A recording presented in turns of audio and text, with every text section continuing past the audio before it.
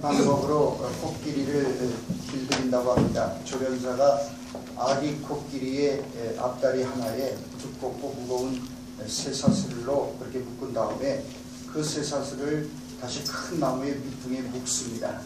어린 코끼리는 사슬을 끊을 힘이 없습니다.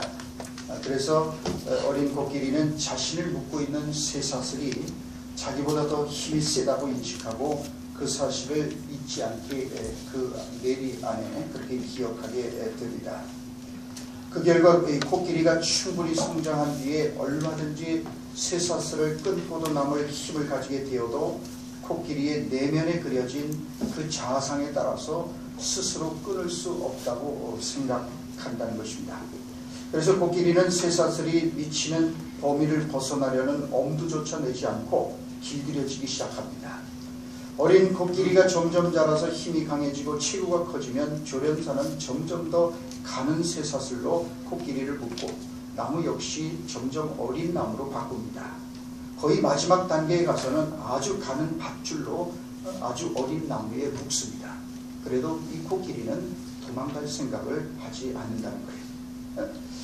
코끼리는 아무리 몸집이 커지고 힘이 강해졌을지라도 가는 밧줄과 어린 나무를 자신이 어린 코끼리였을 때 꼼짝 못하게 만들었던 붉은 쇠사슬과 그 강한 나무로 받아들이고 있기 때문입니다. 자, 이 이야기는 우리 모두에게 매우 중요한 사실을 일깨워줍니다. 어린 코끼리의 내면에 그려지는 자아상의 그림에 따라서 이 코끼리가 살아가듯이 우리들 역시 우리들의 내면에 그려진 자아상의 그림에 따라서 살아가게 된다는 사실입니다. 이것이 오늘 본 말씀을 통해서 우리가 배우게 되는 교훈 가운데 하나입니다. 그러니까 주님은 오늘 말씀을 통하여서 우리들의 영혼의 그림을 문제 삼습니다. 우리 안에 있는 자아상의 그림이 잘못되면 인생이 잘못되기 때문입니다. 오늘 본문의 역사적 배경은 가데스 바네아입니다. 그것은 약속의 땅과 경계선에 인접한 땅이었습니다. 그런데 이스라엘 역사상 가장 불행한 사건이 바로 이 경계선에서 일어나고 말았습니다. 그래서 이스라엘 백성들은 직진 신호를 따라서 곧장 국경선을 넘어 약속의 땅으로 들어갔어야 했습니다. 그러나 직진 신호를 무시하고 해서는 안 되는 유턴을 합니다. 그리고 그 유턴은 무려 40년 세월 동안 기나긴 세월 동안 광야에서 방황하다가 한 세대를 다 광야에 묻고 가야만 되는 그런 비극을 낳았습니다. 이스라엘이 경계선만 넘으면 그토록 바라고 고대하던 약속의 땅으로 들어갈 수 있는 지점에 이르게 되었을 때 그들이 앞으로 정복하게 될 그 약속의 땅, 젖과 꿀이 흐르는 땅이 참으로 어떤 땅인지를 먼저 확인하기 위하여 각 지파별로 한 사람씩 뽑아서 12명의 정탐꾼을 보내기로 합니다. 40일 동안 세밀하게 가나안 땅을 정복하고 돌아온 사람들이 보고를 합니다. 한결같이 젖과 꿀이 흐르는 땅이라는 데는 이견이 없었습니다. 그리고 그 증거품으로 그 땅에서 수집해온 그런 열매들을 그렇게 제시합니다. 함께 갔던 12명 중 10명의 사람들이 그런데 이렇게 말합니다. 그 땅은 틀림없이 젖과 꿀이 흐르는 땅 맞다. 하지만 그 땅에는 거인들이 살고 있고 그들의 성은 너무나도 견고한 요새여서 우리들의 힘과 병력 가지고는 정복할 수 없다. 어림도 없는 얘기다. 우리들은 그들에 비하면 메뚜기에 지나지 않는다. 라는 결론을 내립니다. 1절 말씀을 보십시오. 이런 부정적인 보고서를 들은 이 백성들은 어떻게 반응했습니까? 그들은 갑자기 소리 지르며 모세와 아론을 향하여 원망하기 시작했고 밤새 울며 통곡하기까지 했습니다. 그러자 함께 갔었던 여호수아와 갈렙이 일어나서 백성들을 위로하며 그 땅은 우리의 밥이며 우리가 능히 이길 것이라고 말했지만 이미 백성들은 두려움의 포로가 되었습니다. 그리고 그들은 새로운 이제 모세와 아론을 치우고 새로운 지도자를 세워서 애굽 땅으로 다시 우리가 되돌아가자고 그렇게 외치기 시작했던 것입니다. 12명이 함께 정탐을 하고 돌아왔습니다. 그런데 전혀 다른 땅을 보고 온 것처럼 10명의 보고는 너무나도 비관적이었고 나머지 2사람의 것은 긍정적이었습니다. 무엇이 이러한 차이를 가져온 것일까요? 가나안 땅을 정탐했던 12명은 말씀드린 대로 똑같은 땅을 돌아보고 왔습니다. 똑같은 환경과 똑같은 장소를 보고 왔습니다. 똑같은 성읍과 똑같은 묘세와 똑같은 사람들을 보고 왔습니다. 그런데 그들의 보고는 너무나도 다른 것으로 이렇게 나타났던 것입니다. 바로 여기에 그들이 가지고 있었던 자상의 그림에 이 차이가 있는 것입니다. 부정적인 보고를 한 10명의 정탐꾼들은 그저 겁을 집어먹고 사물만 바라봤습니다. 그들에게 문제가 된 것은 자상이었습니다. 그저 피상적으로 드러나는 겉모양을 바라보고 오금이 저려서 도저히 안 되겠다. 심지어는 우리는 그들에 비하면 메뚜기와 같다고 이렇게 말했습니다. 자, 그래서 이들이 13장 33절에서 거기서 네피림의 후손인 아낙 자손의 거인들을 보았다니 우리는 스스로 보기에도 메뚜기 같으니 그들이 보기에도 그와 같았을 것입니다. 이것이 바로 그들이 스스로 내린 자신들이 가지고 있는 자상의 그림에 따라서 내린 그런 그 결론이었습니다. 이 얼마나 큰 비약이고 과장입니까? 자, 여러분 그렇습니다. 잘못된 자상이라는 렌즈로 사물과 환경을 바라보는 사람들의 시각은 상황을 부풀리고 과장합니다. 조금이라도 상황이 불리해지거나 나빠지면 모든 것이 끝장난 것처럼 말합니다. 이런 시각이 바로 그 10명의 정탐꾼들이 보여준 그런 시각이었습니다. 자, 우리들의 이 자상, 이 자기 그림은 우리가 현실을 보는 렌즈와 같습니다. 렌즈를 통해 보는 것을 근거로 우리는 상황에 따라서 적절한 행동을 취하게 됩니다. 그래서 자기 그림이 가지고 있는 가장 결정적인 기능은 우리 각자는 스스로의 자아 이미지에 따라서 행동하고 살아간다는 데 있습니다. 우리는 누구나 자기 그림, 자아상의 이 그림을 가지고, 즉 이 자아상이라는 렌즈를 가지고 세상을 보고 사물을 보고 판단하고 선택하고 결정하면서 살아가는 거예요. 그렇기 때문에 이것이 결정적인 기능을 가지고 있는 거죠. 자, 10명의 정탐꾼들은 너무나도 부정적이고 패배주의적인 자기 그림을 가지고 있어요. 그래서 그들은 우리는 그 견고한 성읍 턱도 없는 일이다. 불가능한 일이다. 그리고 그 사람들에 비하면 우리는 메뚜기 같다. 우리는 할 수 없다. 견고한 요새고 전부 다 이 부정적인 결론을 내린 거죠. 네? 그렇습니다. 그래서 예를 들어서 만약 내가 나 자신을 실패자로 인식하고 있다면 나는 마치 진짜 실패자같이 행동할 것이며 낯선 사람이나 새로운 상황에 직면할 때마다 좌절감을 느끼게 될 겁니다. 그런 거예요.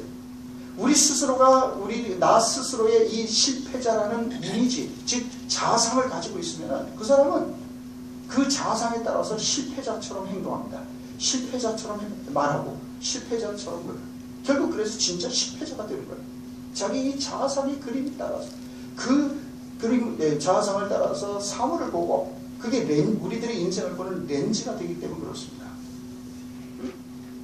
자, 그래서 이 10명의 이 정탐꾼들은 똑같은 땅을 보고 왔어요. 똑같은 40일 동안. 그런데 여호수아와 갈렙과는 전혀 다른 거예요. 여러분 바깥에 무슨 차이가 있습니까? 같은 장소에 같이 가서 한날 한시에 같이 돌아다니면서 같이 봤는데 두 사람은 우리의 밥입니다. 올라가서 속히 취합시다. 그렇게 얘기를 하는데 이 사람들은 똑같이 보고 와서는 안 됩니다. 우리 올라가면 다 죽습니다. 다시 애굽으로 돌아가야 합니다. 우리는 메뚜기에 불과합니다. 턱도 없는 얘기. 여러분 차이가 어디에 있는 걸까요? 차이는 바로 자아상이 근본적으로 달랐기 때문에 그 자아상이라는 렌즈를 통해서 그들이 사물을 보고 판단했기 때문에 이렇게 똑같은 땅을 보고 똑같은 현실을 보고 결론을 이렇게 전혀 다른 결론을 내게 된 겁니다. 자, 그렇기 때문에 우리 자신을 바라보고 대하는 태도가 절름발이라면 우리의 인생 자체가 절름발이가 되고 마는 것입니다. 우리의 자아상의 그림이 이게 잘못되어 있으면 우리 인생 또한 그렇게 되는 것이요. 네? 이처럼 우리들의 이 자아상이 잘못되면은 우리는 우리 자신의 장점은 보지 않고 약점에 초점을 두고 삽니다. 약점, 할 수 없는 것, 내가 가지고 부정적인 것, 얻은 것, 그것만 매달려요. 그리고 그걸 부각시킵니다. 이 10명의 사람들처럼 안 되는 거, 거기 갈 수 없는 이유들, 그것만. 그래서 선생님가 그러면 그런 이유를 만들려면 수도 없어요. 이건 이래서 못하고 저건 저래서 못하고 이게 전부 다.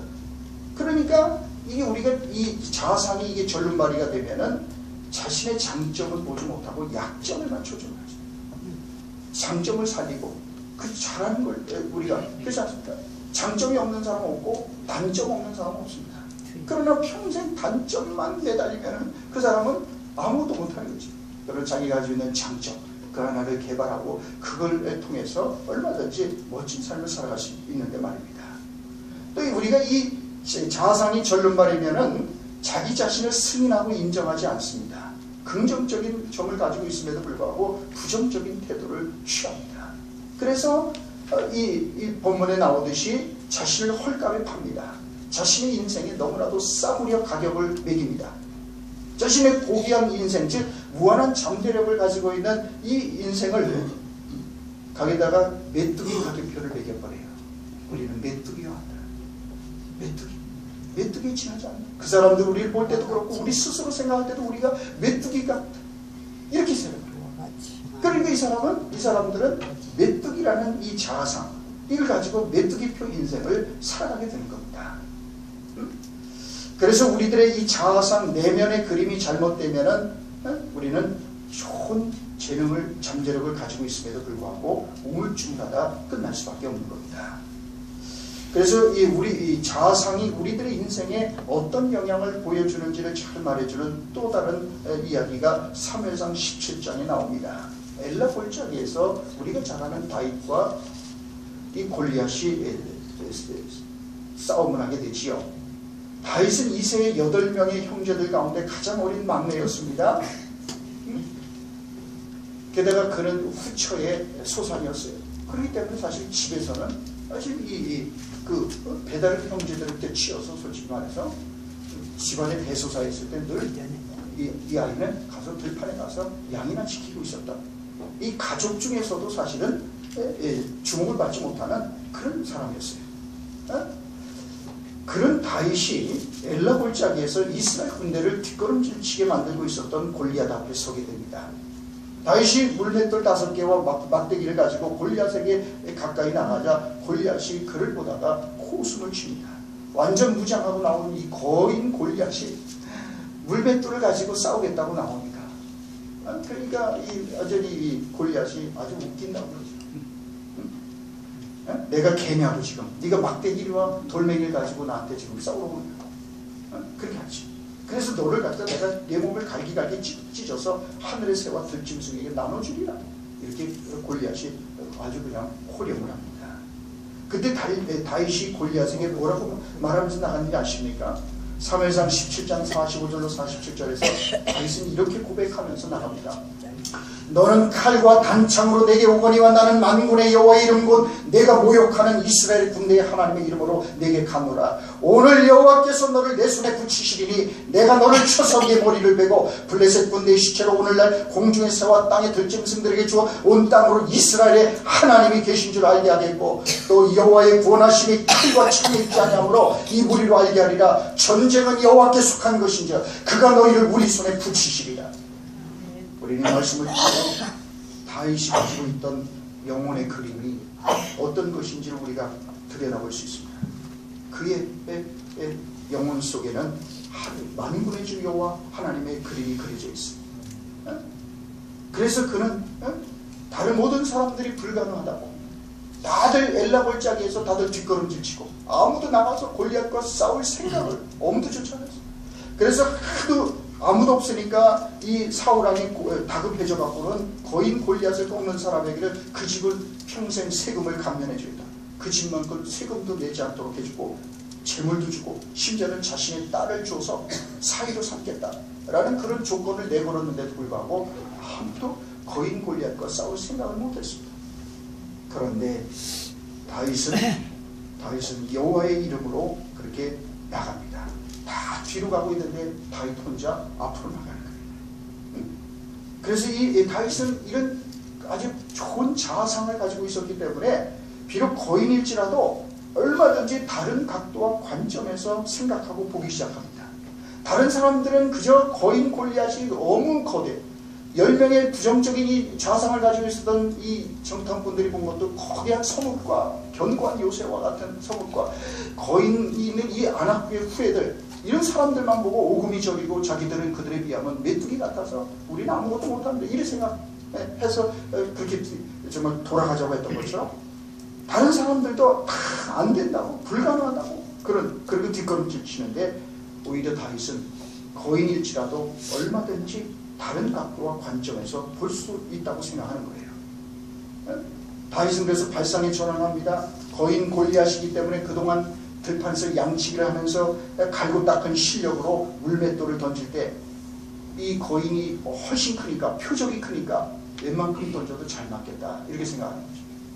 다른 사람들은 너무 커갖고 우리는 가서 싸울 수가 없다고 생각하는데, 오히려 다윗은 이놈이 너무 크니까 웬만큼 던져도 맞겠다, 이렇게 생각하고 간 거죠. 그래서 이 다윗은 하나님의 이름으로 담대히 나와서 결국은 그 물맷돌 가지고 골리앗을 넘어뜨리지 않습니까? 자, 이처럼 이 다윗이 가지고 있는 이 건전하고 좋은 자아상은 하나님 안에 있는 자신의 정체를 잘 알고 있는 겁니다. 자신이 하나님의 형상으로 지음을 받은 하나님의 권수 있는 자녀라는 사실을 알고 있는 거예요. 그래서 하나님의 이름으로, 비록 나 자신 스스로는 능력이 없고 하지만은 하나님께서, 그래서 전쟁은 여호와께 속한 것이고, 그리고 여호와 하나님께서 나와 함께 하시면 너를 내 손에 붙이시리라 라고 고백하며 나가는 거죠.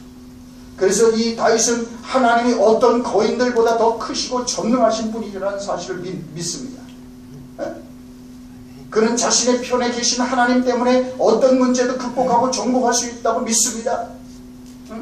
다윗은 자신이 특별한 사람이라는 것을 알고 있었습니다. 골리앗보다 위대하신 하나님께서 자신과 함께 하신다는 사실을 알고 있었습니다. 바로 이런 이 다윗이 가지고 있었던 자아상의 그림이 다른 인생을 살아가게 만듭니다. 그러면 우리가 어떤 이 영혼의 그림을 가지고 사느냐에 따라서 모든 것이 달라질 수밖에 없는 겁니다. 다윗은 이런 자아상을 가지고 있었기 때문에 거인들을 정복하는 삶을 살아갔습니다.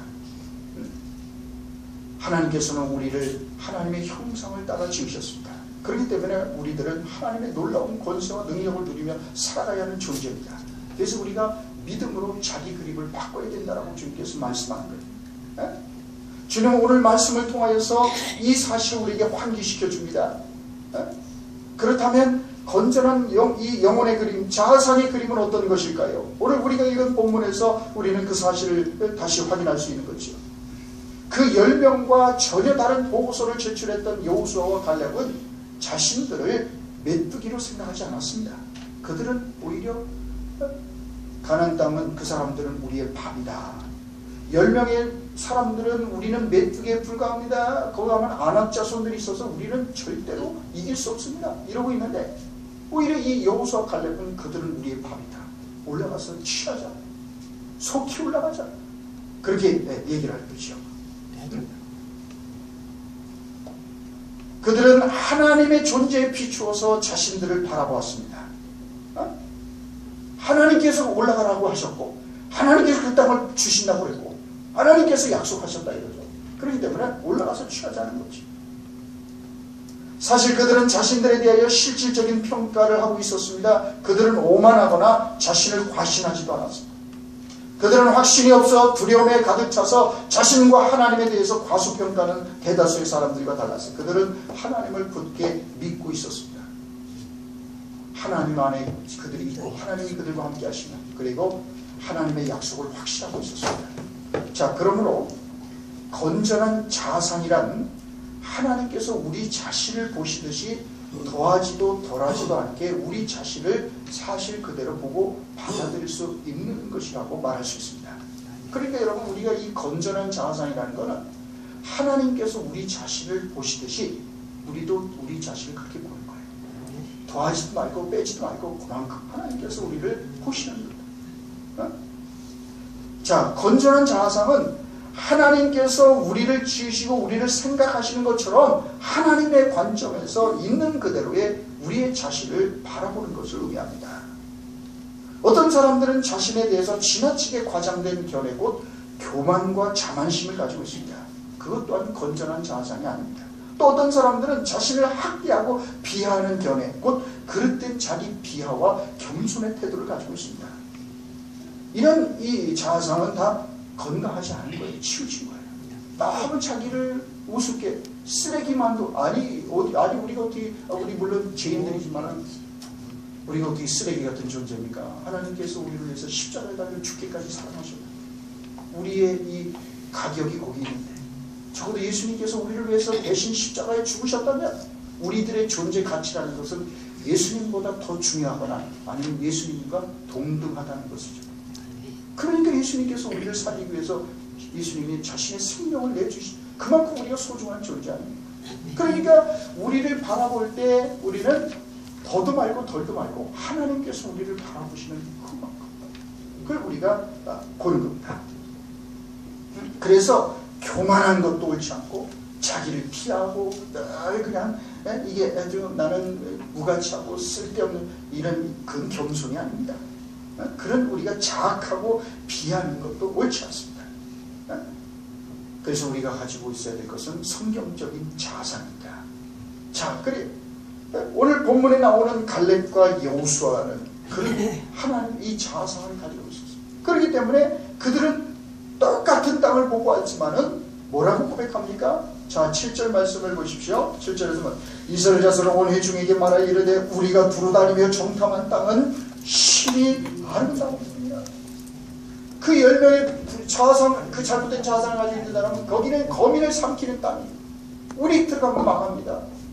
삼키는 땅이라고 해요. 그런데 이 둘은 뭡니까? 심히 아름다운 땅이에요. 똑같은 땅인데 말이죠. 어떤 자아상의 렌즈를 끼고 보느냐에 따라서 이 사람들에게는 심히 아름다운 땅, 이 사람들에게는 거민을 삼키는 땅, 아주 위험한 땅, 들어가면 큰일 나는 땅입니다. 더군다나 여러분 14장 1절부터 3절에 나오는 이 아주 부정적인 자아상을 가지고 있었던 사람들의 언어를 주목해 보십시오. 어떠한 것들입니까? 14장 1절부터 보면 소리를 높여 부르짖으며 통곡하고 뭡니까? 원망하여 아론을 원망하며 오네지 그들에게 이르되 우리가 애굽 땅에서 죽었거나 이 광야에서 죽었으면 좋았어요. 어찌하여 우리를 그 땅으로 인도하여 칼에 쓰러지게 하려 하는가? 우리 처자가 사로잡히리니 애굽으로 돌아가는 것이 낫지 않아. 얼마나 부정적입니까? 이 자아상이 잘못되면은 부정적이면 안 된다. 입만 열면은 징징거리고 부정적이고 원망하고 죽었으면 좋았을 걸.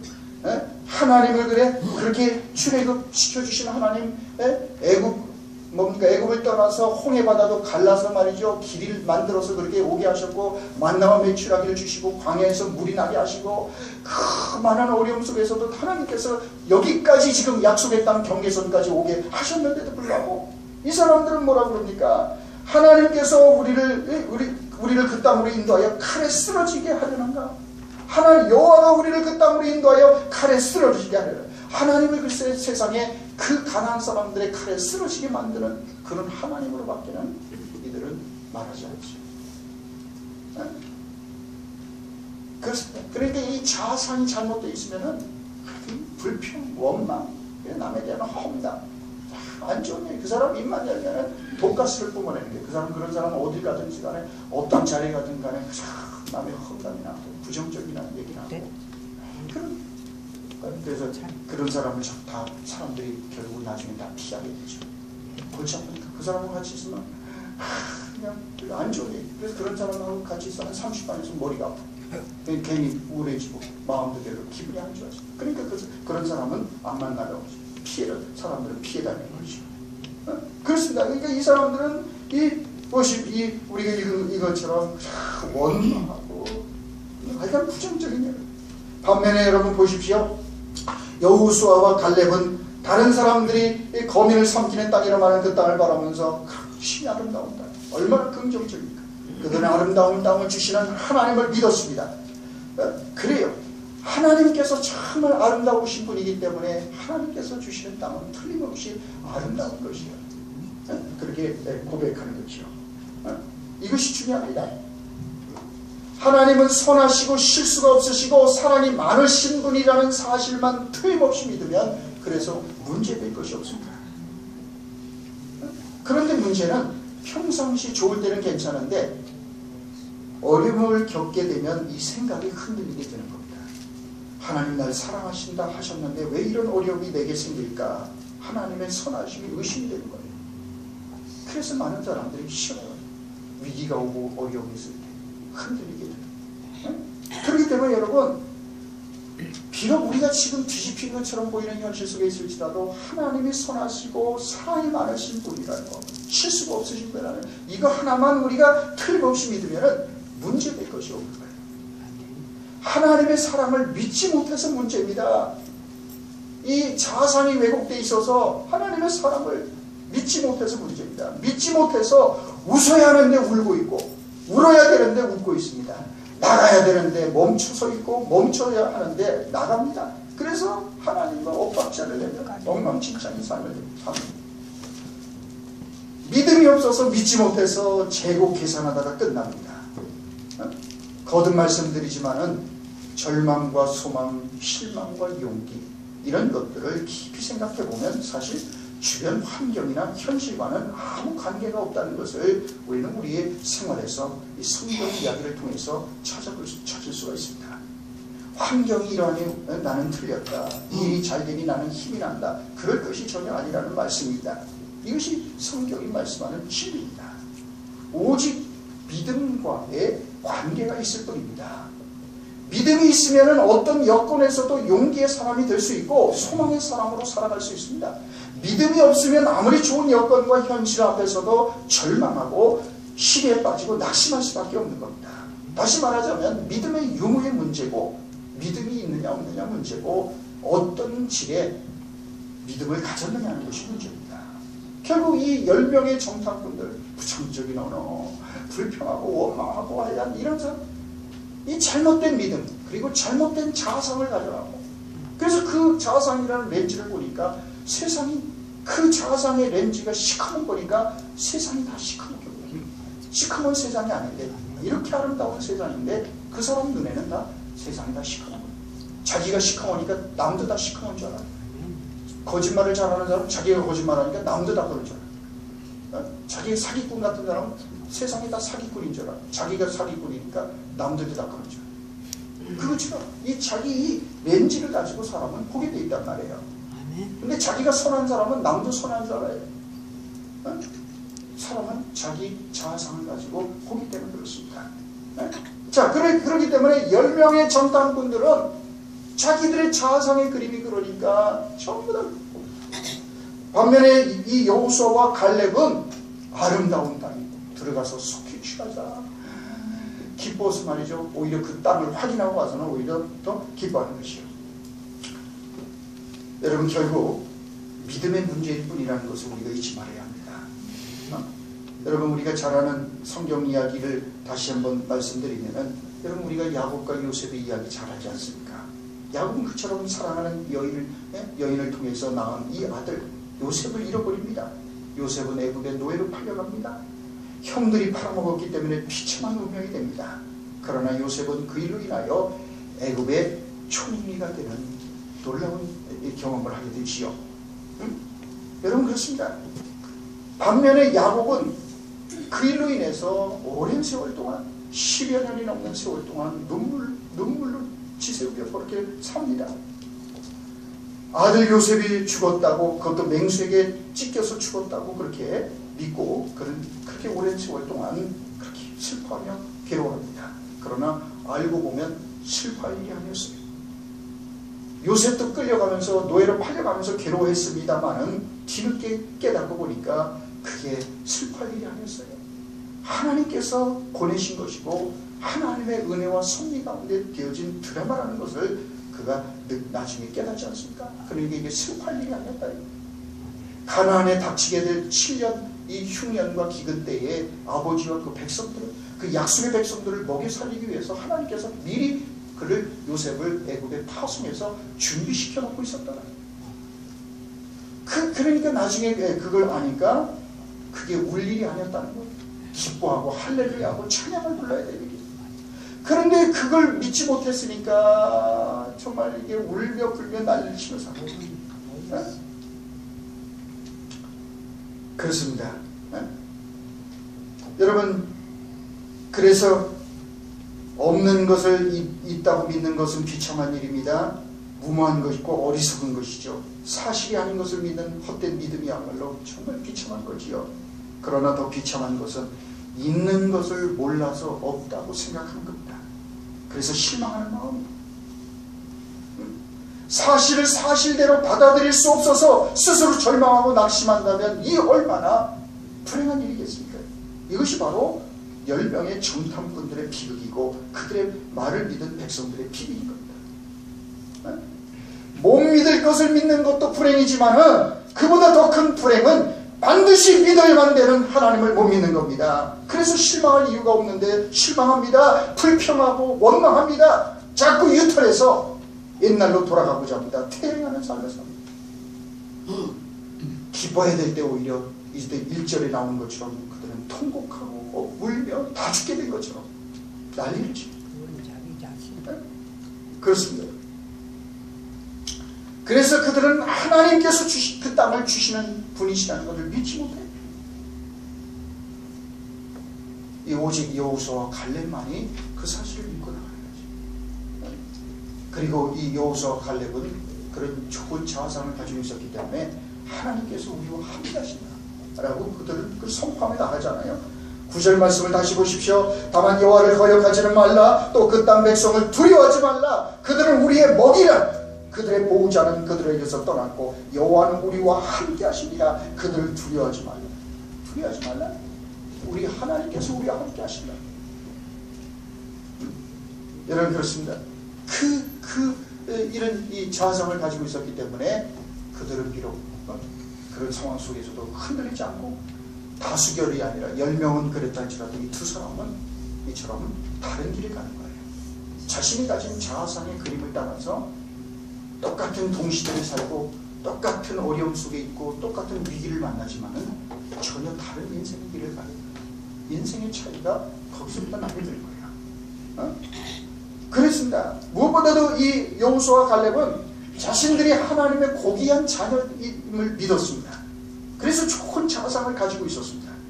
자아상이 잘못되면 자신을 무가치한 존재로 생각합니다.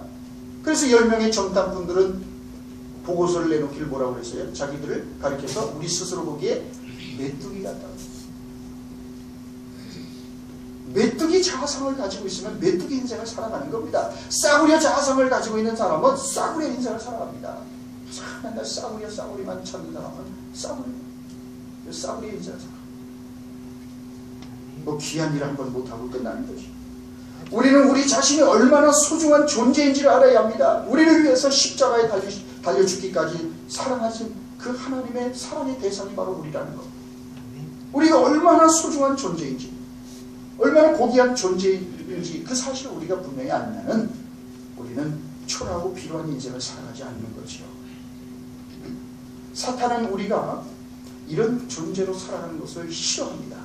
그래서 이 사탄은 우리에게 끊임없이 열등감과 낮은 자존감과 우리들의 이 건강한 자상을 깨트리려고 금이 가게 만들고 병들게 만들고, 그래서 우리 안에 끊임없이 부정적인 생각을 자꾸 심어주려고 해요.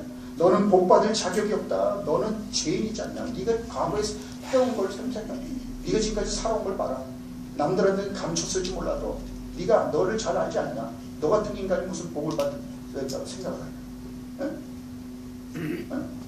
너는 망해에 마땅한다. 이런 부정적인 거를 자꾸 이 더러운 사탄 마귀는 우리에게 생각 속에 집어넣으려고 해요. 마귀가 주는 잘못된 자아상의 그림을 그대로 받아들이게 되면, 그래, 나는 별 볼일 없는 존재지. 나는 망해도 싸. 벌받아도 싸. 나는 메뚜기에 불과해. 그럼 나 같은 인간이 뭐 제대로 하는 게 뭐가 있겠어. 내가 하는 게 뭐가 제대로 되는 게 뭐가 있겠어. 지금까지 내가 해온 게 그렇고, 그러니 내가 무슨 뭐 제대로, 나 같은 사람은 뭘 제대로 하겠지. 이런 부정적이고 잘못된 그림을 코끼리를 마주쳐 매는 것처럼 우리한테 이 더러운 마귀들은 갖다가 심으려고 해요. 그럼 우리는 평생 이 자아상이 잘못된 그림에 갇혀서 평생 끌려다니다가 길들여진 채 살다가 끝난다는 거예요.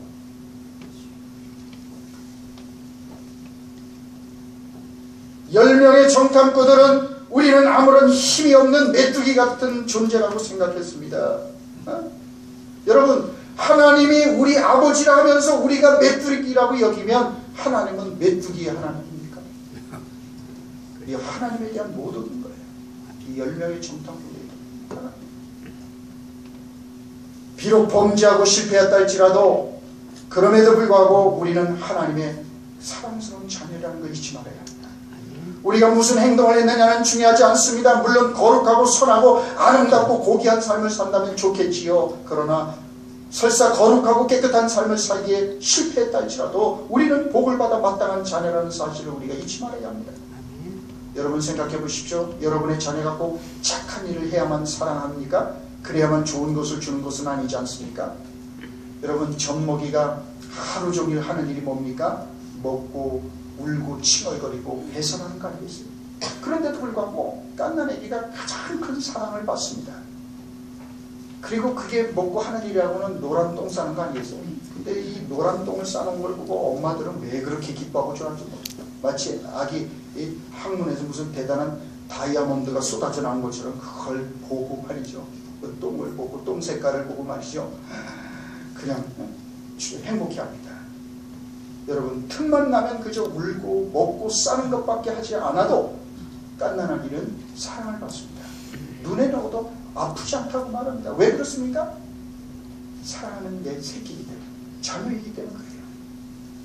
그게 전부입니다. 자녀라는 이유 하나만으로 족한 겁니다. 거기에 덧붙일 것이 없어요. 그래서 그 피덩어리가 뭐 도움이 돼요? 사실 침이 되죠. 그것 때문에 하루 종일 꼼짝 못하고 매달려야 되고 하루 종일 그거 짐만 된다고 그거 사실. 그런데 그걸 그렇게 가장 사랑하잖아요. 예뻐서 어쩌고 그냥 안고 하루 종일 끼고 쪽쪽 빨고 그냥 막. 왜? 그냥 사랑하는 자녀라는 이유 하나밖에 없어요. 마찬가지로 우리가 하나님의 사랑을 받는 것은 하나님의 자녀이기 때문입니다. 우리가 무슨 사랑받을 만한 뭐 거창한 일을 하거나 우리에게 무슨 업적이 있거나 우리가 무슨 뭐 선하거나 이래서가 아니라 그냥 우리가 하나님의 자녀입니다. 뭐 불안하냐 하나도 안 하고 사랑받을 만한 자격이 있어서 받는 게 아닙니다. 사랑을 받기 때문에 그 자격이 생겨나는 거예요. 그리고 우리가 누가복음 15장에 나오는 탕자 이야기를 잘 알고 있지 않습니까? 그 못난 탕자가 아버지 집을 떠나서 유산을 미리 땡겨받아서 말이죠. 호랑방탕한 끝에 잃어버리고 노숙자가 되어 집에 돌아옵니다. 아버지 이름에 목취를 하는 고통망신거리가 아닙니다. 그런데 그 아버지는 어떻게 했습니까? 살찐 송아지를 잡아라. 그리고 새 채색 옷을 가져와라. 새 신발을 신고 풍악을 울려라. 손가락에 가락지를 갖다 끼워줘라. 그렇지 않습니까? 여러분, 최고의 좋은 것을 다 꺼내서 이 그지 같은 아들 가서 그냥 망신을 아버지 이름을 먹칠하고 돌아온 이 아들을 위해서 잔치를 벌이고 말이죠. 그랬단 말이죠. 맨발로 뛰쳐나가서 맞이하고 말이죠.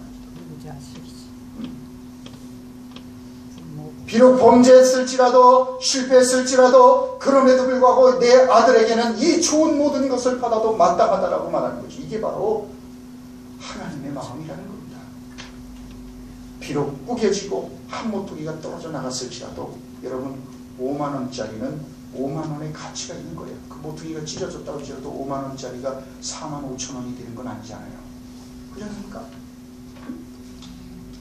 비록 흙이 묻었고 오물이 묻었다 할지라도 만원짜리는 역시 만원짜리인 겁니다.